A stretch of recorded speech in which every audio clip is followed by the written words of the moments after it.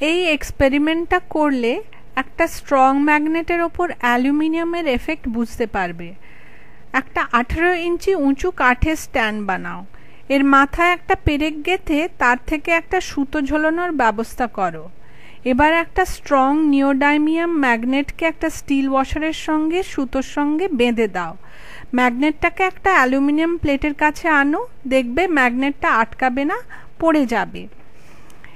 এই ওয়াশারযুক্ত ম্যাগনেটটাকে পেরেকের সঙ্গে সুতো দিয়ে ঝুলিয়ে দাও। ম্যাগনেটটাকে একদিকে নিয়ে গিয়ে ছেড়ে দাও, দেখবে ম্যাগনেটটা পেন্ডুলামের মতো ঝুলতে থাকবে একদিক থেকে ওই দিক অনেকক্ষণ ধরে। এবার ম্যাগনেটের তলায় একটা অ্যালুমিনিয়াম প্লেট বসাও। এবার যদি ম্যাগনেটটাকে ছেড়ে দাও, দেখবে যে ম্যাগনেটটা খুব শিগগির থেমে যাবে।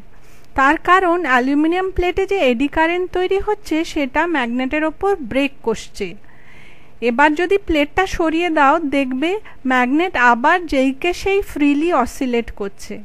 আবার যদি অ্যালুমিনিয়াম প্লেটটা বসাও, দেখবে তাড়াতাড়ি থেমে যাচ্ছে। এবার যদি তুমি আরও একটা অ্যালুমিনিয়াম প্লেট তার নিচে রাখো আর ম্যাগনেটটাকে ছাড়ো, দেখবে যে ম্যাগনেটটা আরও তাড়াতাড়ি থেমে যাচ্ছে।